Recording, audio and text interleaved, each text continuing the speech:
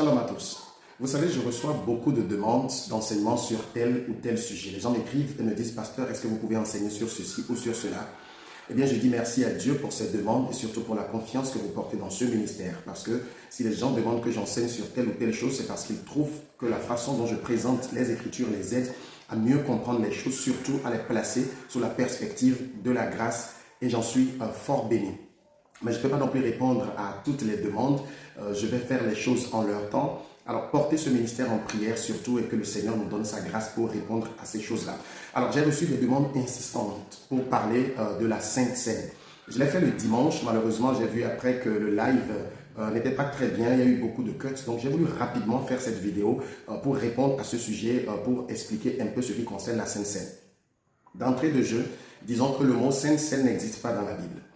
Ça a été une façon, je pense c'est le latin ou je ne sais plus quel autre mot, ou le grec, je ne sais plus, la scène, pour représenter le repas que Jésus a pris avec ses disciples, surtout le dernier repas. Ce n'est pas le premier repas que Jésus prenait, il a toujours pris des repas avec ses disciples, mais ce dernier-là, qui était le repas pascal, le repas important, où Jésus a pris la coupe, où il leur a donné, où Jésus a pris le pain, il leur a distribué.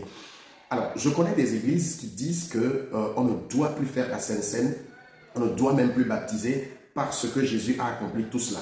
Je ne vais pas dire que ces églises sont en tort. Peut-être aujourd'hui, je n'ai pas encore reçu de révélation très profonde sur cela, mais je sais qu'après Jésus, on a continué par baptiser. Ils ont continué par partager le repas du Seigneur. Parce que dans la Bible, ce que vous trouvez, c'est le mot repas du Seigneur.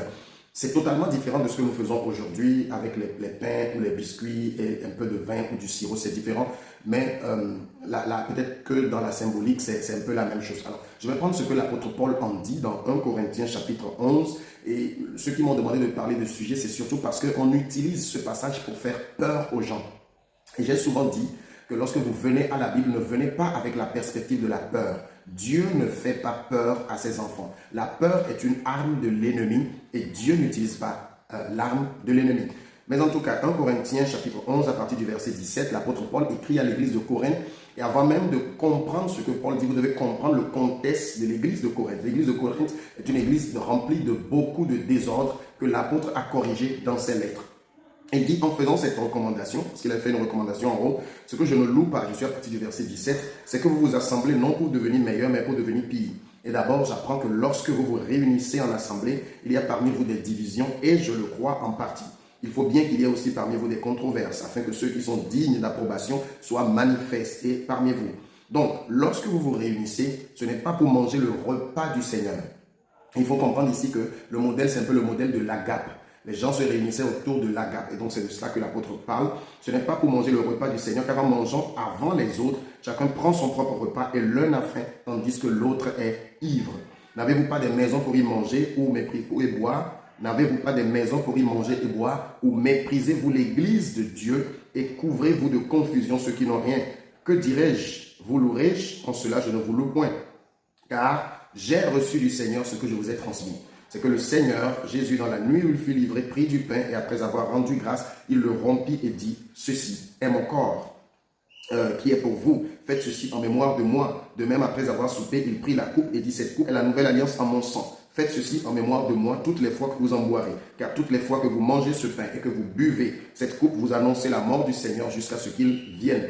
Alors, ceux qui disent que ces choses ne sont plus d'actualité doivent m'expliquer pourquoi, si le repas du Seigneur n'est plus d'actualité, pourquoi Jésus a révélé cela à Paul. Parce que Paul n'était pas avec Jésus de son vivant. Paul n'a jamais été à l'école de Jésus, mais il dit, je tiens cela par révélation. Le Seigneur même lui a montré ce qu'il avait fait à cette dernière nuit-là. C'est pourquoi, verset 27, et c'est la partie où on prend pour faire peur, celui qui mangera le pain et boira la coupe du Seigneur indignement sera coupable envers le corps et le sang du Seigneur. Que chacun donc s'examine lui-même et qu'ainsi il mange du pain et boive de la coupe, car celui qui mange et boit sans discerner le corps du Seigneur mange et boit un jugement contre lui-même.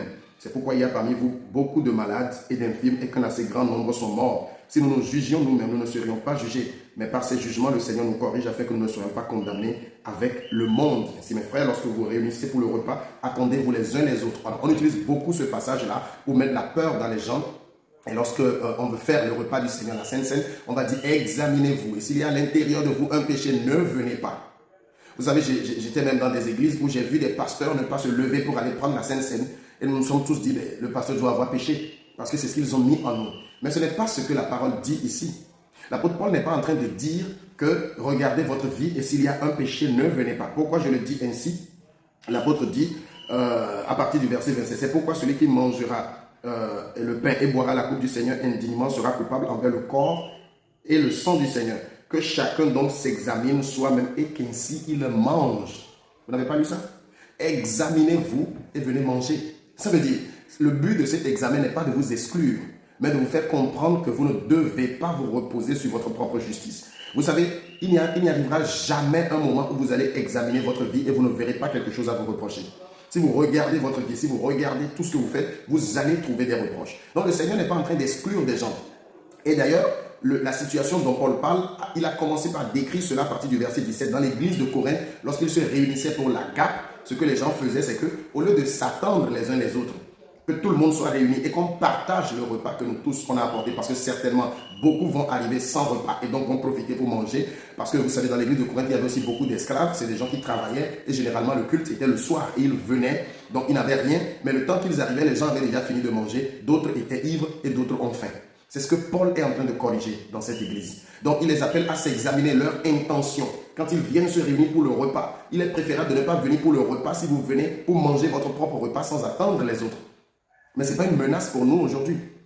Ce n'est pas une menace, nous ne sommes pas exclus parce que je regarde ma vie et je vois que dans mon cœur, j'ai été fâché contre quelqu'un ou bien j'ai fait quelque chose qui n'est pas bon, donc je ne dois pas venir prendre le repas. Non, si je m'examine, je vais trouver qu'il y a toujours des choses mauvaises, mais je vais comprendre que ma justice ne vient pas de moi. Ma foi est placée en Jésus. Je dis merci Seigneur, parce que heureusement tu n'as pas fait reposer ces choses sur moi. Tu les as fait reposer sur toi. Et moi, je suis juste de ta justice. Je suis saint de ta sainteté. J'ai ta nature et je peux participer à ton repas.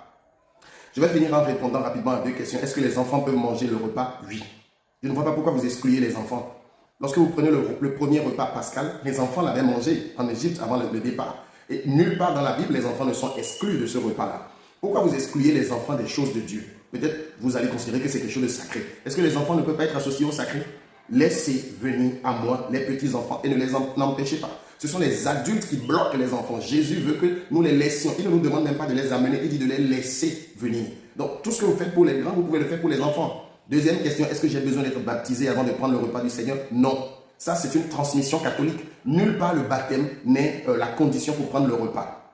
Non, le Seigneur m'a révélé, moi, personnellement, que lorsque quelqu'un naît de nouveau, la personne devient membre du corps de Christ. Alors, pourquoi vous l'empêchez de participer au repas, qui est le partage du corps et du sang? Et la Bible dit, quand vous le faites, vous annoncez la mort du Seigneur jusqu'à son retour. C'est une annonciation. Et donc, prenez le repas dans un esprit simple, dans un esprit de reconnaissance. Si vous vous examinez et vous voyez qu'il y a des choses, dites Seigneur merci, parce que quand je me regarde moi-même, j'ai beaucoup de choses à me reprocher, mais quand je place mes yeux sur toi, toute la condamnation est partie. Et prenez le repas. Qu'est-ce que nous partageons habituellement? Ces biscuits avec de petits vins en bouteille ou des choses comme ça. C'est juste une annonciation. C'est ce que Paul nous dit. Soyez abondamment bénis, chers amis. Si ce message vous a béni, dites-le moi. S'il y a d'autres questions, écrivez-le surtout inbox, parce que je veux maintenant éviter de répondre à des commentaires ou ne pas perdre mon temps. Si vous avez des éclaircissements, écrivez-moi inbox. Je réponds toujours. Shalom.